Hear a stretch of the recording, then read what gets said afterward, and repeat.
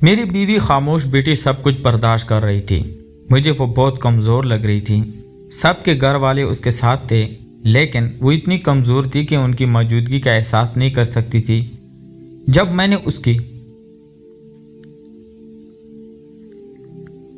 جب نکاح ہو آئے اور میں اپنی بیوی کے طلاق دینے لگا تو میں خوش تھا کہ سب مسائل ختم ہو جائیں گے۔ جب اس نے مجھ سے پوچھا کیا آپ اپنے فیصلے پر پکے ہیں، تو میں نے فوراً جواب دیا ہاں بالکل پکا ہوں۔ میری بیوی خاموش بیٹی سب کچھ برداشت کر رہی تھی۔ مجھے وہ بہت کمزور لگ رہی تھی۔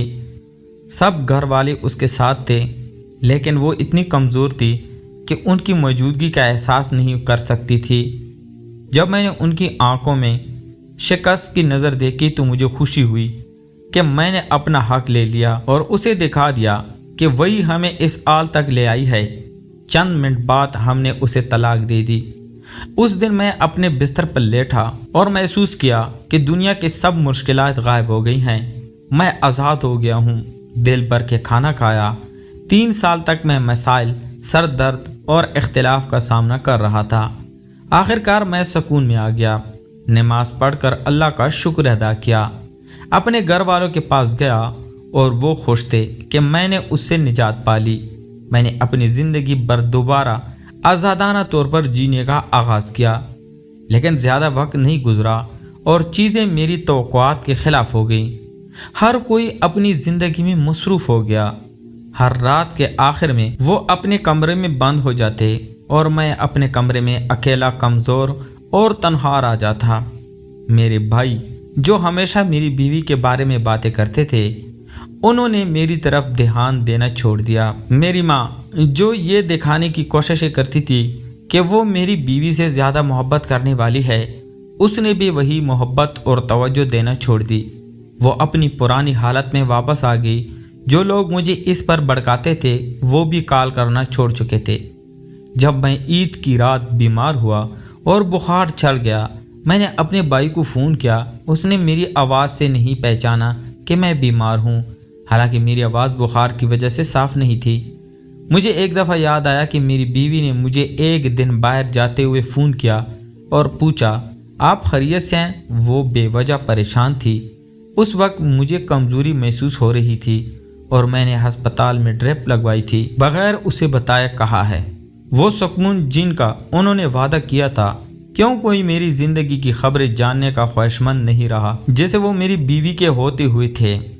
اگر وہ سب شروع سے ہی اتنے دور رہتے تو ہمارے درمیان اتنے مسائل نہ ہوتے۔ جب میں نے کہا کہ میں اپنی بیوی کے پاس واپس جانا چاہتا ہوں تو سب نے مجھے روکنے کی کوشش کی۔ انہوں نے پرانے مسائل اٹھائے، ان کی غلطیاں گنوائیں، ان کے بارے میں ایسی باتیں کیں جو حقیقت میں نہیں تھیں، اور میں نے سب پر یقین کیا۔ انہوں نے بہت نجی معاملات میں مداخلت کی جو انہیں بالکل نہیں کرنی چاہیے۔ انہوں نے میری زندگی کی تفصیلات میں اتنی مداخلت کی کہ ان کا اندر ہونا یا حتیٰ کہ دروازے پر ہونا بھی مناسب نہیں تھا۔ مجھے یہ سب دیر سے سمجھ آیا جب میں نے اپنی زندگی میں ایک وقفہ لیا۔ جب میری بیوی دور ہو گئی تو مجھے پتہ چلا کہ وہ اپنی پوری کوشش کر رہی تھی کہ ہمارا گھر نہ گرے، اور میں اس کا ہاتھ چھوڑ رہا تھا۔ وہ ہماری نجی باتوں کو چھپا رہی تھی اور میں سب کچھ دوسرے کے سامنے کھول رہا تھا۔ جب میں نے افسوس کے ساتھ اسے واپس لانے کی کوشش کی تو اس نے صاف انکار کر دیا۔ اس نے کہا میں سکون میں ہوں۔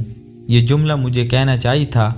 میں نے بہت کوششیں کی، لیکن ہر بار وہ ضد کرتی تھی جیسے وہ کسی محفوظ جگہ پر ہو اور وہاں سے نکلنے سے ڈرتی ہو کہ کہیں واپس نہ جا سکے۔ اس نے صاف الفاظ میں کہا کبھی بھی مجھے میرے حقوق کا احساس نہیں ہوا، حتیٰ کہ تمہاری بیوی ہونے کا حق بھی میرے پاس نہیں تھا، اور آخر کار میں ہی واحد ہارا ہوا تھا۔ مسئلہ یہ تھا کہ میں سمجھتا تھا کہ میں صحیح ہوں اور میرے آس پاس کے لوگ میرے خیر خواہ ہیں۔ تو پیارے دوستو، میں امید کرتا ہوں آپ کو آج کی کہانی پسند آئی ہوگی۔ اگر آپ کو ہماری کہانیاں پسند ہے تو ہمارے چینل کو لائک اور سبسکرائب کریں اور بیل کے آئیکن پر پریس کریں۔ شکریہ۔